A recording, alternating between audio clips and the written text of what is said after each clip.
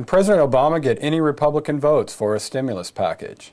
Hi, I'm Chris Castile in the Washington Bureau of the Oklahoman. I'm here with Congresswoman Mary Fallin, Republican of Oklahoma City, and Mark Green of the Washington Bureau. Congresswoman, thanks so much for coming in. The Senate started taking up the stimulus bill yesterday. The House obviously passed it last week without a single Republican vote. I think you were among 177 Republicans to vote against it. What's your main objection to this $900 billion plan to stimulate economic activity? Now, Chris, bringing up the vote, you have to also state that it was bipartisan support against the bill. There were 11 Democrats, there were 11 right? Democrats that voted against the bill, too. But there wasn't a single part of bipartisan support for the bill. As you mentioned, all the Republicans voted against it. And our biggest objection is the amount of spending that's in the bill, and that we don't believe that the money is actually going to get to the taxpayers and to the businesses who can put that money back into the economy. A large portion of it won't get back to them, only a small portion of the massive spending bill. And we're calling it not a stimulus bill, but a spending bill. It really is just a spending bill. It's almost $1 trillion when you add on the interest that will be added to the money that will be borrowed in that $800+ billion spending bill. And as we know, about 2/3 of it goes towards social programs. And I was talking on another news network yesterday, and I said, it's like a big Christmas tree. It's got a gift for everybody. It's got a present under this tree. Because basically what happened is that Congress took all the bills that I have seen, a majority of them that I have seen over the last 2 years in my service, that were not signed into law, that they tried to get passed, didn't pass, maybe were vetoed by President Bush, and they put them in this huge spending bill and just put it all in there together. And they were pieces of legislation for social programs and other projects, and some of them worthwhile, some of them I'm not against, but they should be in a regular appropriations bill and go through the committee process and have votes, versus being put into a big spending bill in a time of national crisis. And if someone is really serious about addressing the needs of our economy and helping jumpstart our economy, don't put controversial things like the sexually transmitted disease funding, or the money for Filipino veterans, or there's the DVD, the DTV, digital transfer, into the spending bill, $650 million of that. Now, those aren't going to create jobs. Those may be needed programs, but those are just programming things. So Republicans voted against it. Democrats voted against it. Now it goes to the Senate. And I think the support has been dropping off and waning, and I think the Senate will probably make some changes, change it a lot. in the bill. I think there was about, $30 billion of actual infrastructure. I mean, Very definite small, infrastructure. small. Things. Why do you think that, you mentioned seeing a lot of these things before in your service here previous. Why do you think that they couldn't resist? I mean, it seemed like there is a lot of support for infrastructure spending, even among Republicans. How come they didn't do that? Well, and I'm on the Transportation Committee, so infrastructure is very important to me, and we certainly have a lot of needs in our nation with roads and bridges, and especially even in Oklahoma. And we're going to be doing a highway reauthorization bill this year in Congress, which I'll get to play a part of on that committee. But there's estimates that between 3%, 5%, it depends on whose numbers you're looking at, would actually go to roads and bridges and infrastructure. But yet, if you remember when this first stimulus bill came out to the public, it was sold as a way to put America back to work by building roads and bridges. And that was an intriguing concept, but yet the reality is that over 2/3 of it's more social spending programs for food stamps, unemployment, whatever it might be, child care, admirable things, but not economic stimulus that will encourage companies, especially small businesses or taxpayers, to have more money in their pockets to create jobs and opportunities. Well, strategically, though, why do you think the people that are controlling the bill, which would be the Democratic side, why didn't they just go with more of a straightforward, let's just take care of that now and we can do these other things later? I think because they could. They got the numbers. They can do it without any Republican votes. They can do it with losing conservative Democrats, which they did on the spending bill. And I think because they could, and because I think my impression is there's just some pent-up things that kind of the far left side of Congress wanted to do that they couldn't get done these last couple of years. And so they just decided, let's just throw it all in there together.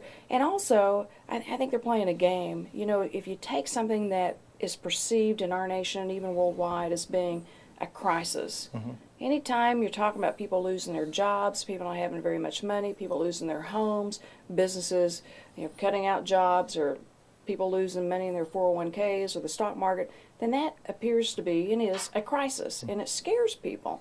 And so you play upon that fear-mongering by loading a bill up with everything you ever wanted, and I'm serious about that. I read some article that said there's something in there for every lobbyist group in all 50 states. It's so massive, is that you load it in there, and then you go and tell the people, they do, not me, that we've got to have this, and if we don't, everybody's going to sink. And so people get scared, and people who don't have a strong constitution will vote for things like that. Congresswoman, the bailout package last year, obviously, for the financial industry, a lot of people probably regret their votes on that. Now, I don't know if you do, but a lot of people, I think, probably wouldn't vote for it again if they had the chance to. And a lot of people are questioning whether, now that they've done it, really did it make any difference? Is there also some of the same sentiment about the stimulus package that, whatever's going to happen in the economy is probably going to happen whether this stimulus package is passed or not, that this really isn't going to make that much of a dent in what's going on right now? Well, that's one of the things President Obama talked about when he came and met with the Republican caucus a little over a week ago. We asked him, is there any guarantee this is going to work? And he said, I don't want my legacy to be a failure, but no, I can't guarantee you that this is going to work. And even when we were meeting with the economists, talking about what will help create jobs, they said, we're not sure that this will work, but this is what we think will work, but there's no guarantees in life, which we all know. Sure. And so on the first stimulus program, bailout program per se, spending program that we had, when the revelation that the economy was in trouble, the worldwide economy was in trouble, and it was, because of the housing crisis, because of the changes in some of the major firms on Wall Street that were experiencing tremendous financial deficits and were being bailed out outside of Congress just by being given money. There were concerns that we wanted to make sure there was transparency and accountability, that we knew where the money was going to go, and we were talking at the first tranche of money about financial institutions, about the solvency of our banks, the security of our money deposited in banks, the stock market, the 401ks, retirement funds. Those were financial institutions that we were trying to secure. And so I still feel addressing the needs of the financial market institutions, which are the core of our business sector and the core of anyone's personal money, is an important issue. But yet when that money was given, the government didn't do what they said they were going to do, which was to buy toxic assets. And so there came a second piece of legislation to disapprove another round of TARP fund, the Troubled Relief Asset Funds. And I voted against giving that second tranche of money because we didn't feel like there was enough transparency and accountability. It didn't go to where they told us it was going to go. So, yeah, the public was upset about it. I was upset about it. So do you think just let this all shake out? However it's going to shake out, just forget any kind of attempt to stimulate the economy with government spending. Just let it work itself out. I think it has to be very targeted. It has to be transparent. It has to be accountable. And there are things that we can do. I've co-authored a couple of pieces of legislation I feel would be very good to stimulate the economy and help taxpayers and help small businesses and families that pay taxes. By the way, we're helping people that don't pay taxes in some of these instances. But, like one of the things we talked about is lowering the corporate income tax, reducing it down, lowering the capital gains tax, trying to pull that money back in that's spent out overseas by corporations, pull it back in the United States by making us more competitive. We talked about lowering the federal income tax level by 5% for all taxpayers, everybody that pays taxes will get a reduction. We talked about changing the carryback provisions on losses for small businesses, giving them a longer length of time.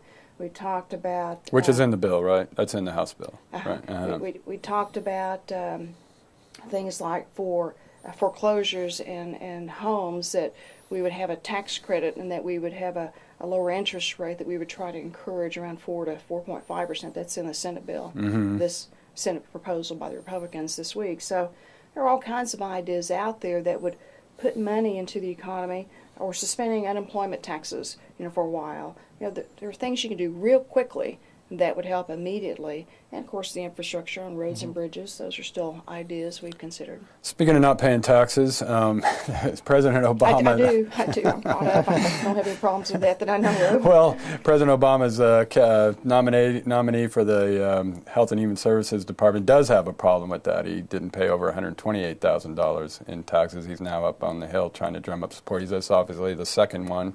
Timothy Geithner, who's now Treasury Secretary, had a similar problem in not paying taxes. Charlie Rangel in Congress.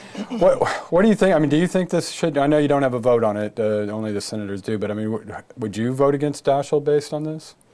Well, I do have a problem with this. And I was reading in the Day Oklahoman about the governor and Treasurer Scott Meacham talking about some of the budget shortfalls in Oklahoma, and about one of the ways that they felt they could help make up some of the shortfalls would be to go after those who are delinquent on their taxes.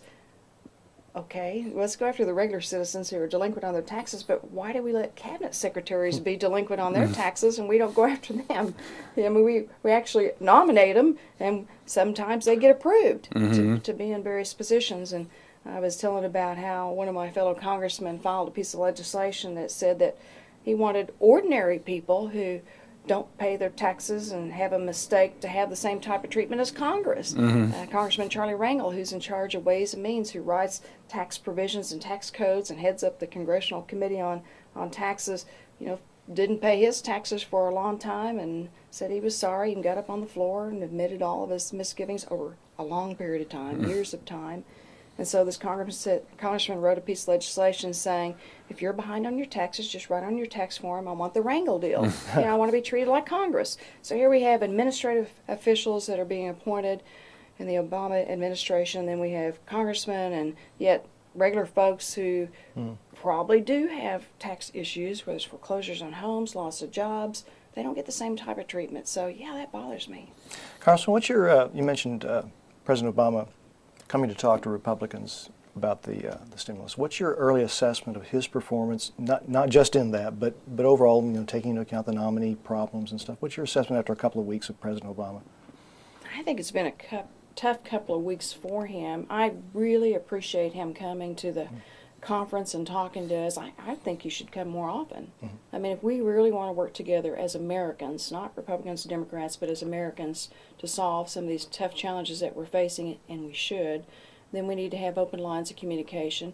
And he did say that he wanted to hear from Republicans what our solutions, what our proposals were. We did put forth proposals. We can't be just the party of no. We certainly don't want to be obstructionists, but we do want to stand on the principles that we believe in, and that is free enterprise, lower taxes, limited government, all the freedoms guaranteed in Constitution, all the Declaration of Independence. We believe in all those things.